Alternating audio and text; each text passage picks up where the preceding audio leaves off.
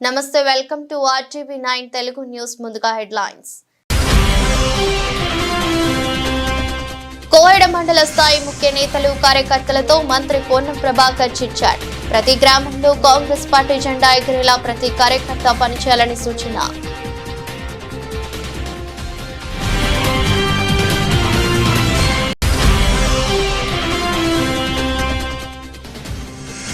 ఆంధ్రప్రదేశ్ ముఖ్యమంత్రి చంద్రబాబు అధ్యక్షతన కేబినెట్ భేటీ పలు కీలక నిర్ణయాలకు ఆమోదం తెలిపిన కేబినెట్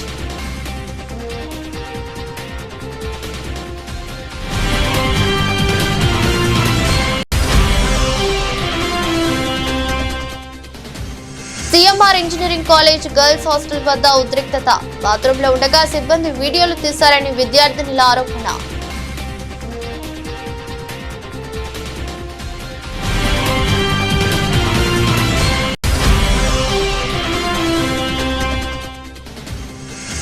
కెల్లంపూడి మండలం కృష్ణవరంలో తనిఖీలు చేస్తుండగా కానిస్టేబుళ్లపై నుంచి దూసుకెళ్లిన కారు తీవ్రంగా గాయపడ్డ ఇద్దరు కానిస్టేబుళ్లు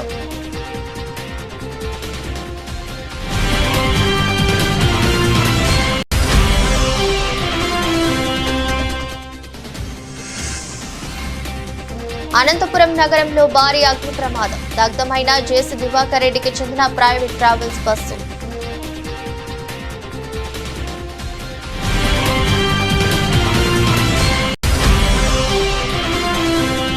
ఆసిఫాబాద్ జిల్లా కేంద్రంలో ప్రభుత్వ మెడికల్ కళాశాల ఎదుట ఎంబీబీఎస్ విద్యార్థుల ధర్నా మెడికల్ కళాశాలలో ప్రొఫెసర్లు అసిస్టెంట్ ప్రొఫెసర్లను నియమించి సరైన వసతులు కల్పించాలని డిమాండ్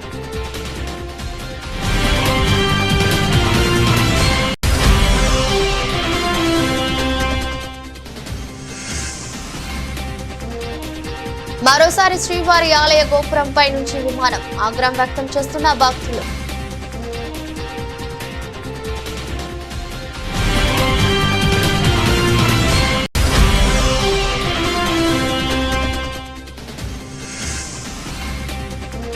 రేపటి నుంచి చివరి టెస్ట్ పేసర్ ఆకాశ్ దీప్ అందుబాటులో ఉండడని ప్రకటించిన గౌతమ్ గంభీర్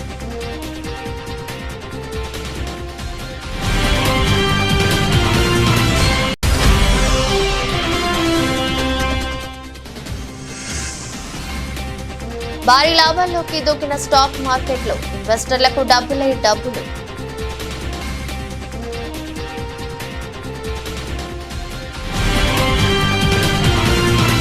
సిద్దిపేట జిల్లా హుస్నాబాద్ నియోజకవర్గం కోహెడ మండల కేంద్రంలోని లక్ష్మీ గార్డెన్స్ లో మండల స్థాయి ముఖ్య నేతలు కార్యకర్తలతో మంత్రి పొన్నం ప్రభాకర్ చిట్చాట్ లో పాల్గొన్నారు. రానున్న స్థానిక సంస్థల ఎన్నికల్లో ప్రతి గ్రామంలో కాంగ్రెస్ పార్టీ జెండా ఎగిరేలా ప్రతి కార్యకర్త పనిచేయాలని సూచించారు. ప్రజాపాలన ప్రభుత్వం అమలు చేస్తున్న పథకాలు గ్రామాన ప్రజల్లోకి తీసుకెళ్లాలని తెలిపారు.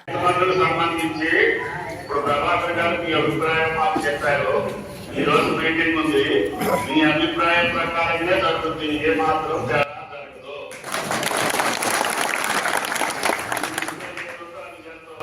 భగవంతుడు ఈ ప్రభుత్వానికి అంత శక్తికి అంత రైతులకే వాడతాము.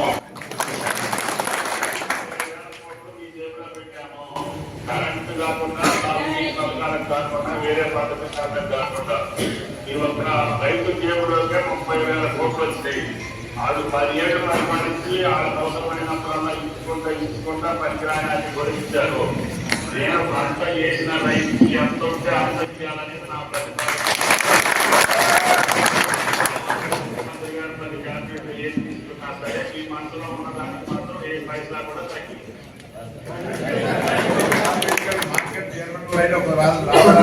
అందరి తరఫున హుస్నాబాద్ సైదాపూర్ మార్కెట్ చైర్మన్లు దాన్ని తీసుకొని మీరు ప్రమాణ స్వీకార కార్యక్రమం కూడా వెయిట్ చేస్తున్నారు.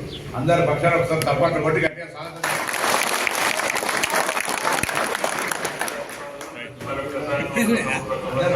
పామాయిల్ కూడా వేసుకోమని చెప్పండి అన్నారు. ఒక మాట చెప్పండి. భారీ పంటలతో ఆనందంగా సంతోషంగా సంతోషాలతో ఉండాలి. అన్న చెప్పినట్టుగా ఎక్కడ వీలైతే అక్కడ ఆయుష్మానికి ఒకే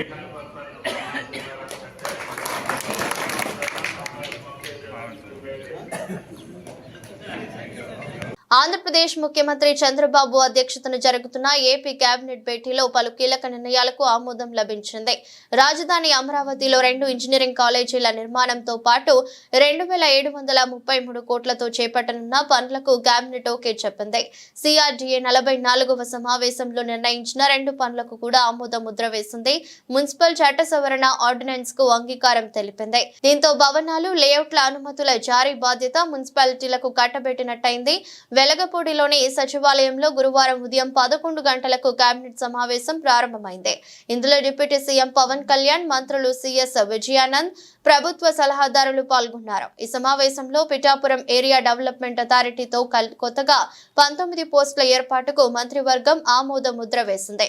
తిరుపతి ఈఎస్ఐ ఆసుపత్రి పడకలను 100కు పెంచాలన్న ప్రతిపాదనకు ఆమోదం తెలిపింది.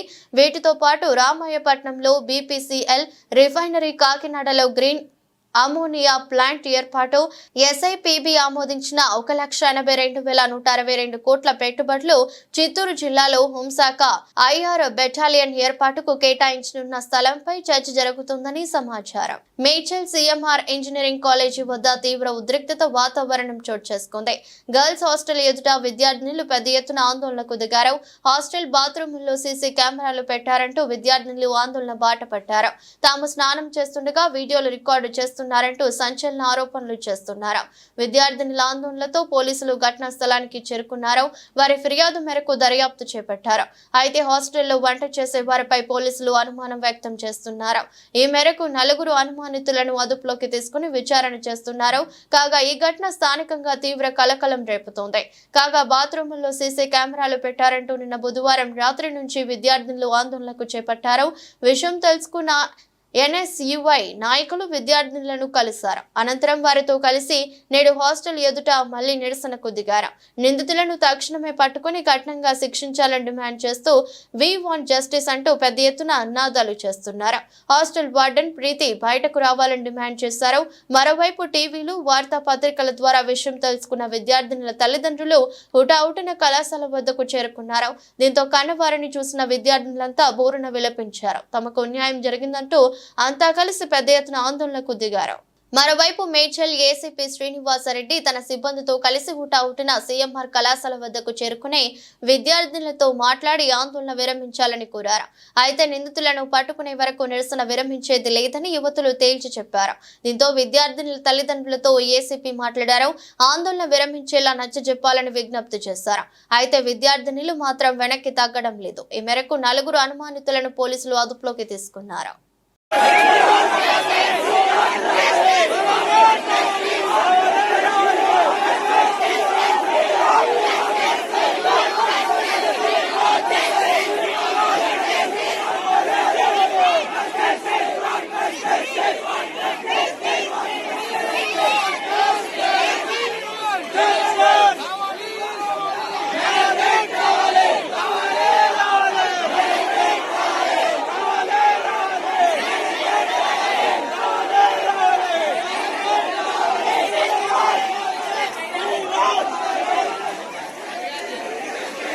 ఏపీలో 24 కోట్ల సీఎంఆర్ఎఫ్ నిధులు విడుదల చేస్తూ సీఎం చంద్రబాబు సంతకం చేశారు. ఈ నిధులు విడుదల వల్ల 1,600 మంది పేదలకు ఆర్థిక సాయం అందుతుంది. నూతన సంవత్సరంలో పేదలందరూ సుఖ సంతోషాలతో ఉండాలని సీఎం చంద్రబాబు నాయుడు సీఎంఆర్ఎఫ్ నిధులను విడుదల చేశారు. ఆసిఫాబాద్ లోని కళాశాలలో కనీస వసతులు కల్పించాలని డిమాండ్ చేస్తూ గురువారం మెడికల్ కళాశాల విద్యార్థులు ధర్నా చేపట్టారు. యూనిఫామ్ ని ధరించి కళాశాల ఎదుట బైఠాయించారు. కళాశాలలో మొదట సంవత్సరం విద్యార్థులకు బోధించేందుకు కనీసం అసిస్టెంట్ ప్రొఫెసర్లు కూడా లేని దుస్థితి నెలకొందని మెడికల్ విద్యార్థులు ఆరోపించారు. మొదటి సంవత్సరం విద్యార్థులకు సరైన హాస్టల్ వసతి కూడా లేదని, కనీసం తాగేందుకు మంచినీళ్లు కూడా హాస్టల్లో ఏర్పాటు చేయడం లేదని విద్యార్థులు ఆవేదన వ్యక్తం చేశారు. సమస్యలపై కళాశాల ప్రిన్సిపల్ అడిగేందుకు ప్రయత్నిస్తే విద్యార్థుల మధ్య విభేదాలు సృష్టించేందుకు ప్రయత్నాలు చేస్తున్నారని ఆరోపించారు. అక్టోబర్లో ప్రారంభం కావాల్సిన మెడికల్ కళాశాల తరగతులు డిసెంబర్లో ప్రారంభించి తమ 2 నెలల కాలం వృధా చేశారని విద్యార్థులు ఆగ్రహం వ్యక్తం చేశారు. ఇప్పటికైనా ప్రభుత్వం స్పందించి ఆసిఫాబాద్ లోని మెడికల్ కళాశాలలో సరిపడా ప్రొఫెసర్లను నియమించాలని, హాస్టల్లో విద్యార్థుల కోసం కనీస వసతులను కల్పించాలని డిమాండ్ చేశారు.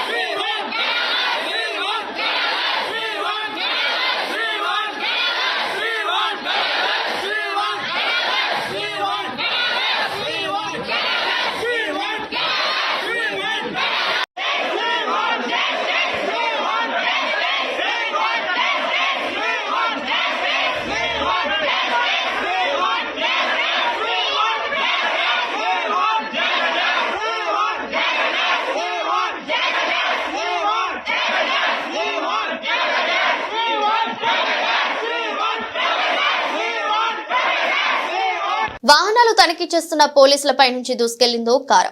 ఈ ఘటనలో 2 కానిస్టేబుళ్లు తీవ్రంగా గాయపడ్డారు. న్యూ ఇయర్ వేళ కాకినాడలో జరిగిన ఈ ఘటన స్థానికంగా కలకలం రేపింది. కిర్లంపూడి మండలం కృష్ణవరంలో మంగళవారం రాత్రి జాతీయ రహదారిపై పోలీసులు వాహన తనిఖీలు చేపట్టారు. ఈ క్రమంలో అర్ధరాత్రి దాదాపు 1 గంట సమయంలో విశాఖపట్నం వైపు నుంచి రాజమహేంద్రవరం వైపు వెళ్తున్న కారును ఆపారు. రోడ్డు పక్కన ఆపుతున్నట్టు నటించిన డ్రైవర్ ఒక్కసారిగా వేగం పెంచి ముందుకు పోనిచ్చాడు. దీంతో వాహనం ముందు నిల్చున్న కిర్లంపూడి పోలీస్ స్టేషన్ కానిస్టేబుల్ రాజీ లోవరాజుతో పాటు మరో కానిస్టేబుల్ పై నుంచి కారు దూసుకెళ్లింది. తీవ్రంగా గాయపడిన ఇద్దరిని వెంటనే ఆసుపత్రికి తరలించారు. మరోవైపు కానిస్టేబుళ్లను ఢీకొట్టి వెళ్లిన కారు డ్రైవర్ రాజానగరం సమీపంలోనే కెనాల్ రోడ్డులో వాహనాన్ని వదిలి పరారయ్యాడు. డ్రైవర్ తో పాటు ఇతర నిందితులు పశ్చిమ గోదావరిలో పోలీసులకు చిక్కినట్టు తెలిసిందే. కాగా నిందితులు వదిలి వెళ్లిన కారు ఉత్తరప్రదేశ్ లో రిజిస్టర్ అయింది. అందులో గంజాయి రవాణా చేస్తున్నట్టు పోలీసులు అనుమానిస్తున్నారు.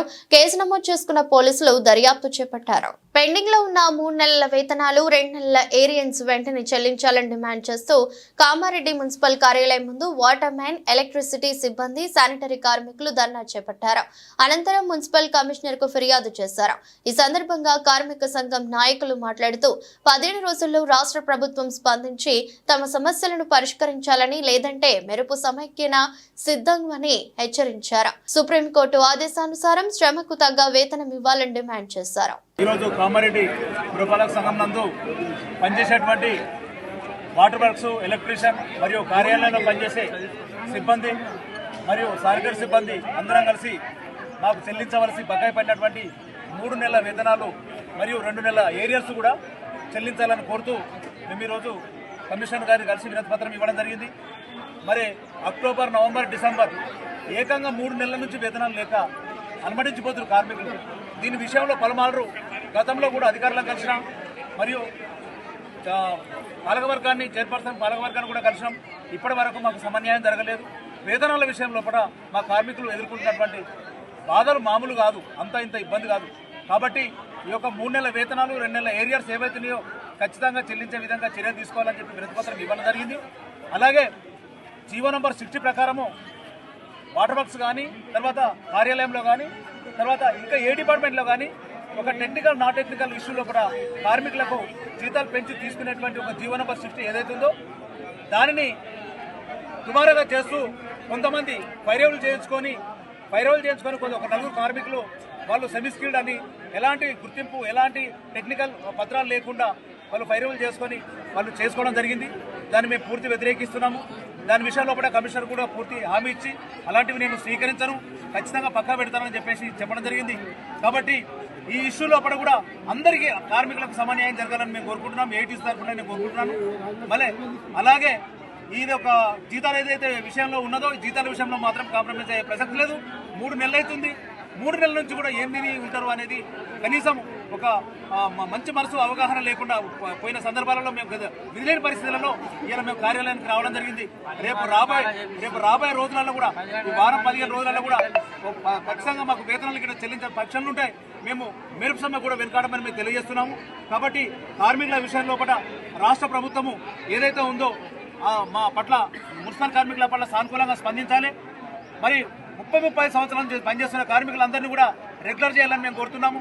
మరి సుప్రీంకోర్టు ఇచ్చినటువంటి రూల్ ప్రకారం ఏదైతే ఉందో సమాన పనికి సమాన వేతనం, ఆ సుప్రీంకోర్టు ఇచ్చిన రూల్ ప్రకారం ఒక పర్మనెంట్ కార్మికులకు ఇచ్చే వేతనం కదే, పని కదే, మరి టెంపరరీ కార్మికులు, అవుట్సోర్సింగ్ కార్మికులు చేసే పని కూడా కదే. సో ఇద్దరికి ఒకే పని ఉన్నప్పుడు వేతనాల్లో తేడా ఉండకూడదు.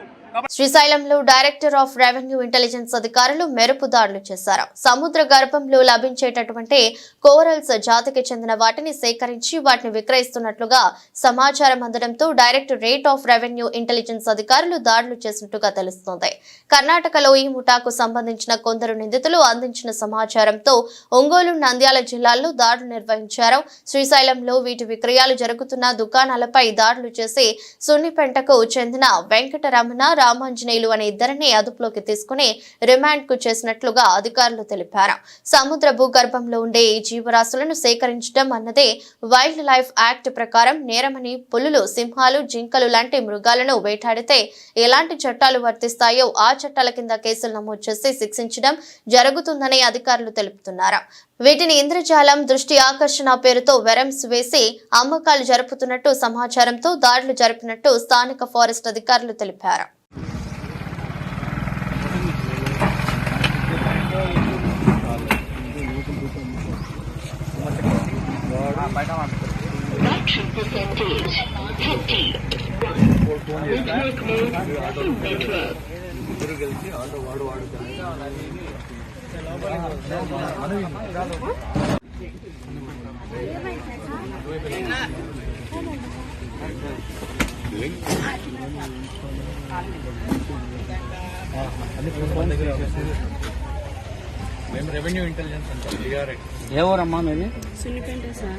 తిరుమలలో అగమ శాస్త్ర ఉల్లంఘనలు కొనసాగుతున్నాయి. శ్రీవారి ఆలయంపై నుంచి మరోసారి విమానం వెళ్లిన ఘటన చోటు చేసుకుంది. గురువారం ఉదయం శ్రీవారి ఆలయ గోపురంపై నుంచి విమానం వెళ్లింది. అయితే ఆనంద నిలయంపై ఎలాంటి సంచారం ఉండకూడదని గతంలోనే ఆగమ పండితులు తెలిపిన విషయం తెలిసిందే. అయితే ఇలాంటి ఘటనలు తరచూ చోటు చేసుకుంటూనే ఉన్నాయి. తిరుమలను నో ఫ్లై జోన్ గా ప్రకటించాలని ఇప్పటికే టీటీడీ కేంద్ర ప్రభుత్వానికి విజ్ఞప్తి చేసింది. అయినప్పటికీ ప్రభుత్వం పట్టించుకోకపోవడంతో శ్రీవారి ఆలయంపై నుంచి విమానాలు వెళ్తున్నాయి. ఈ ఏడాది జూన్ 7న శ్రీవారి ఆలయ సమీపంలో విమానం వెళ్లిన విషయం తెలిసిందే. ఉదయం 8:14 తిరుమల మీదుగా విమానం ప్రయాణించింది. ఇక ఫిబ్రవరిలో కూడా ఇలాంటి ఘటన చోటు చేసుకుంది. ఫిబ్రవరి 15న ఆలయం గోపురంపై నుంచి 2 జెట్ విమానాలు వెళ్లాయి. కాగా తిరుమలను నో ఫ్లయింగ్ జోన్ ప్రకటించాలన్న టీటీడీ విజ్ఞప్తిని కేంద్రం పట్టించుకోకపోవడంపై భక్తులు ఆగ్రహం వ్యక్తం చేస్తున్నారు. కేంద్ర పౌర విమానయాన శాఖ మంత్రిగా ఆంధ్రప్రదేశ్ కి చెందిన ఎంపీ ఉన్న నేపథ్యంలో ఇప్పటికే ప్రభుత్వం నిర్ణయం తీసుకోవాలని కోరుతున్నారు. అనంతపురం నగరంలో భారీ అగ్ని ప్రమాదం జరిగింది. ఈ ఘటనలో బస్సులు దగ్ధమయ్యాయి. అనంతపురం ఆర్టీసీ బస్టాండ్ సమీపంలో జేసీ దివాకర్ రెడ్డికి చెందిన ప్రైవేట్ ట్రావెల్స్ బస్సులు దగ్ధమయ్యాయి. బస్సులపై కేవీ 11 వైర్ తెగి నిప్పు రవ్వలు పడడంతో మంటలు ఎగిసిపడ్డాయి. దట్టమైన పొగలు చుట్టుప్రక్కల వ్యాపించాయి. దీంతో భయాందోళనలకు గురైన స్థానికులు, పోలీసులు, అగ్నిమాపక సిబ్బందికి సమాచారం ఇచ్చారు. ఘటనా స్థలానికి చేరుకున్న అగ్నిమాపక సిబ్బంది మంటలను అదుపులోకి తీసుకువచ్చారు. ప్రమాదంలో 4 బస్సులు దగ్ధమయ్యాయి. ఈ ప్రమాదం గురువారం తెల్లవారుజామున జరిగింది. బస్సుల వద్ద ఎవరూ లేకపోవడంతో తప్పిన పెను ప్రమాదం. ఎలాంటి ప్రాణాపాయం లేకపోవడంతో అధికారులు పిలిపించుకున్నారు. పూర్తి వివరాలు తెలియాల్సిందే. గిరిగిన వెంటనే పరిస్థితి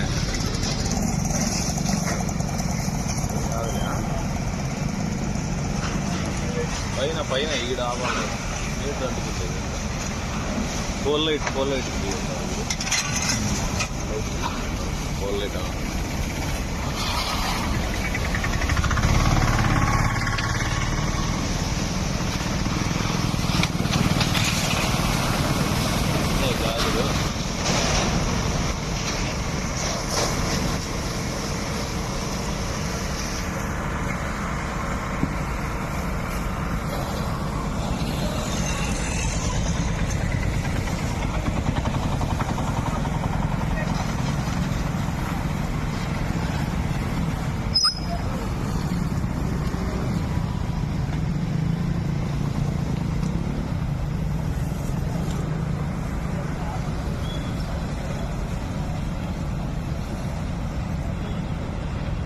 టాలీవుడ్ నటుడు ఫిష్ వెంకట్ గత కొంతకాలంగా అనారోగ్యంతో బాధపడుతున్న విషయం తెలిసిందే.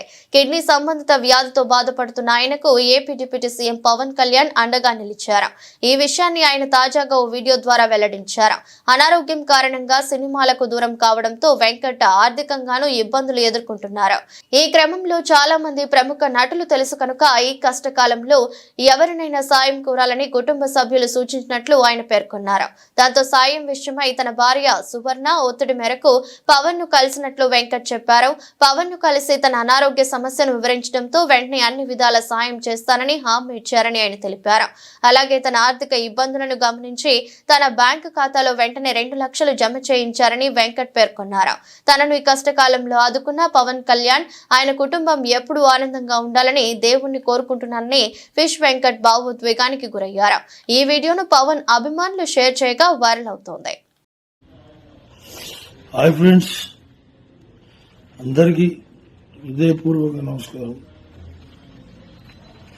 నేను మీ ఫిష్ వెంకట్. ఈరోజు నా పరిస్థితి బాగలేదు. నేను షుగర్ వచ్చి బీపీ పెరిగి బాగా క్రిటికల్గా ఉంది నా పరిస్థితి. అట్లనే కిడ్నీలు కూడా ఫెయిల్ అయ్యి day by day daily dialysis జరుపుకుంటున్నా. ఈ సందర్భంగా మా ఇంట్లో అంతా మంచి మంచి ఆర్టిస్టులు తెలుసు, పెద్ద పెద్ద హీరోలు తెలుసు, వెళ్ళి కలవచ్చు కదా అంటే నేను ఇప్పటివరకు ఈ హీరోల దగ్గర కూడా ఎప్పుడు కూడా పోయి కలవలేను. మామూలుగా షూటింగ్ ఉన్నప్పుడు మాత్రం కలవడం తప్ప మిగతా అప్పుడు మాత్రం కలవడం అనేది ఇంపాసిబుల్, కలవలేను. సో ఇప్పుడు వచ్చిన పరిస్థితి కలవాలి అని, కానీ ఎవరిని కలవాలన్నా మనసొప్పక కలవకపోవడం జరిగింది. ఇప్పుడు నా భార్య సువర్ణ వెళ్ళండి, వెళ్ళి పవన్ సార్ని కలవండి, పవన్ సార్ మీకు అనుకూలంగా ట్రీట్మెంట్ చేపిస్తాడు, మీకు ప్రతి విషయంలో చేదోడు బాదోడుగా నిలుస్తాడు, మీరు వెళ్ళండి, నా మాట వినండి అని ఒత్తిడి చేయడంతో అప్పుడు నాకు కూడా అనిపించింది కరెక్టే పవన్ సార్ని కలవాలి. బోర్డర్ గవాస్కర్ ట్రోఫీలో భాగంగా భారత్ ఆస్ట్రేలియా మధ్య రేపటి శుక్రవారం నుంచి చివరిదైన 5వ టెస్ట్ మ్యాచ్ ఆరంభం కానుంది. ఇప్పటి వరకు 4 మ్యాచ్లు పూర్తవగా ఆతిథ్య ఆసీస్ జట్టు 2-1తో ఆధిక్యంలో ఉంది. కనీసం చివరి మ్యాచ్లోనైనా భారత్ గెలిస్తే సిరీస్ సమమవుతుంది, లేదంటే మ్యాచ్ డ్రా అయినా రద్దు అయిన ఆస్ట్రేలియాకే సిరీస్ దక్కుతుంది. దీంతో టీమిండియా పకడ్బందీగా అత్యుత్తమ తుది జట్టుతో ఆడాల్సి ఉంది. ఈ నేపథ్యంలో team India coach Gautam Gambhir bad news చెప్పారు. సిడ్నీ వేదికగా జరగనున్న 5వ టెస్ట్ మ్యాచ్ కు పేసర్ ఆకాష్ దీప్ అందుబాటులో ఉండడని, వెన్నునొప్పితో బాధపడుతున్నాడని గంభీర్ ప్రకటించాడు. సిడ్నీ పిచ్ ను పరిశీలించిన ఆయన అనంతరం తుది జట్టుని నిర్ణయిస్తామని చెప్పారు. ఈ మేరకు గురువారం జరిగిన ప్రీ మ్యాచ్ ప్రెస్ కాన్ఫరెన్స్ లో గౌతమ్ గంభీర్ మాట్లాడారు. ఈ పరిణామంతో మ్యాచ్ కు ముందు టీమిండియాకు ఎదురు దెబ్బ తగిలినట్టయింది. బ్రిస్బెయిన్, మెల్బోర్న్ టెస్టులలో ఆడిన ఆకాష్ దీప్ మొత్తం 5 వికెట్లు తీశాడు. అతడి బౌలింగ్ లో ఫీల్డర్లు పలు క్యాచ్లను జారీ విడిచారు, లేదంటే ఆకాష్ దీప్ ఖాతాలో మరిన్ని వికెట్లు చేరి ఉండేవి. ఆకాష్ దీప్ 2 టెస్టులలో కలిపి మొత్తం 87.5 ఓవర్లు బౌలింగ్ చేశాడు. సాధారణం కంటే ఎక్కువ ఓవర్లు వేయడంతో అతడికి వెన్ను పట్టు ఉండొచ్చు. కఠినంగా ఉండే ఆస్ట్రేలియా మైదానాల్లో ఆటగాళ్లు తరచుగా మోకాలు, చీలమండ, వెన్ను సమస్యలకు గురవుతుంటారు. కాగా ఆకాష్ దీప్ స్థానంలో హర్షిత్ రాణా లేదా ప్రసిద్ధ్ కృష్ణలో ఒకరికి చోటు దక్కవచ్చు. దేశీయ స్టాక్ మార్కెట్లు గురువారం స్వల్ప బలమైన మొదలై భారీ లాభాల దిశగా కొనసాగుతున్నాయి. ఈ క్రమంలో ఉదయం 11 గంటల సమయంలో సెన్సెక్స్ 639 పాయింట్లు పెరిగి 79,146 స్థాయిలో ఉండగా నిఫ్టీ కూడా 192 పాయింట్లు ఎగబాకి 23,935 వద్ద ట్రేడ్ అవుతుంది. మరోవైపు బ్యాంక్ నిఫ్టీ 200 పాయింట్లు పెరిగి 51,254 దగ్గర నడుస్తుంది. దీంతో పాటు నిఫ్టీ మిడ్ క్యాప్ 100 సూచీ 120 పెరిగి 57,571 పరిధిలో ట్రేడ్ అవుతుంది. ఈ నేపథ్యంలో మదుపర్లు కొన్ని క్షణాల వ్యవధిలోనే లక్షల కోట్ల రూపాయలను దక్కించుకున్నారు. ఇదే సమయంలో Bajaj Finance, Bajaj Finserv, Maruti Suzuki, M&M, Kotak Mahindra కంపెనీల స్టాక్స్ టాప్ 5 లాభాల్లో ఉండగా Britannia, Sun Pharma, BPCL, NTPC, Bharat electrical సంస్థల స్టాక్స్ టాప్ 5 నష్టాల్లో ఉన్నాయి. ఆటో, NBFC షేర్ల పెరుగుదల నుంచి మార్కెట్ కు మద్దతు లభించింది. ప్రైవేట్ బ్యాంకుల షేర్లు కూడా మంచి లాభాలను నమోదు చేశాయి. అదే సమయంలో కన్స్యూమర్ డ్యూరబుల్స్ మాత్రమే రెడ్ లో ట్రేడ్ అవుతున్నాయి. Ashok Leyland, M&M, Maruti, Tata Motors వంటి షేర్లు లాభాల్లో ఉన్నాయి. Kotak Bank, Bajaj Finance, Tata Motors, doctor Reddy's, Shriram Finance, Nifty bullish గా ఉన్నాయి. Wipro, Adani Enterprise, Bajaj Auto, Adani Ports, NTPCలలో క్షీణత కనిపించింది. వార్తలు ముగించే ముందు మరోసారి హెడ్లైన్స్. కోహెడ మండల స్థాయి ముఖ్య నేతలు, కార్యకర్తలతో మంత్రి పొన్నం ప్రభాకర్ చిట్చాట్. ప్రతి గ్రామంలో కాంగ్రెస్ పార్టీ జెండా ఎగిరేలా ప్రతి కార్యకర్త పనిచేయాలని సూచన.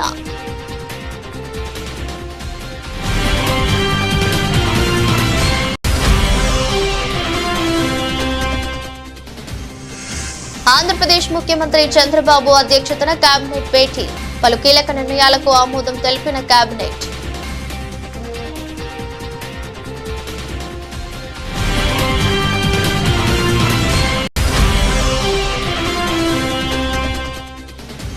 CMR engineering college girls hostel వద్ద ఉద్రిక్తత, బాత్రూంలో ఉండగా సిబ్బంది వీడియోలు తీశారని విద్యార్థినుల ఆరోపణ.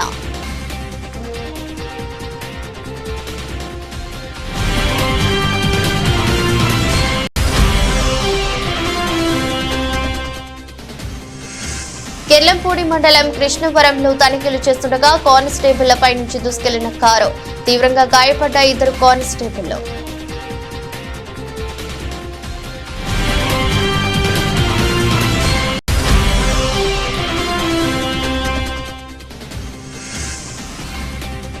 అనంతపురం నగరంలో భారీ అగ్ని ప్రమాదం, దగ్ధమైన జేసీ దివాకర్ రెడ్డికి చెందిన ప్రైవేట్ ట్రావెల్స్ బస్సు.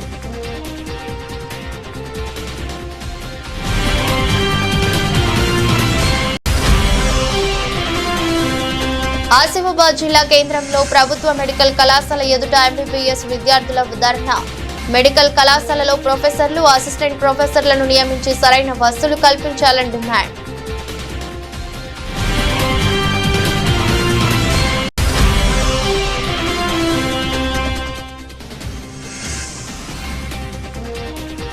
మరోసారి శ్రీవారి ఆలయ గోపురంపై నుంచి విమానం, ఆగ్రహం వ్యక్తం చేస్తున్న భక్తులు.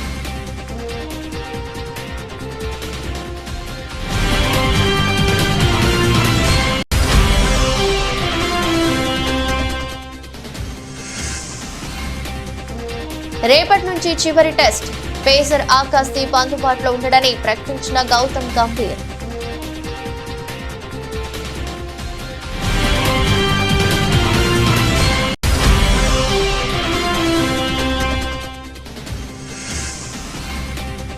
భారీ లాభాల్లోకి దూకిన స్టాక్ మార్కెట్లో ఇన్వెస్టర్లకు డబ్బులే డబ్బులు.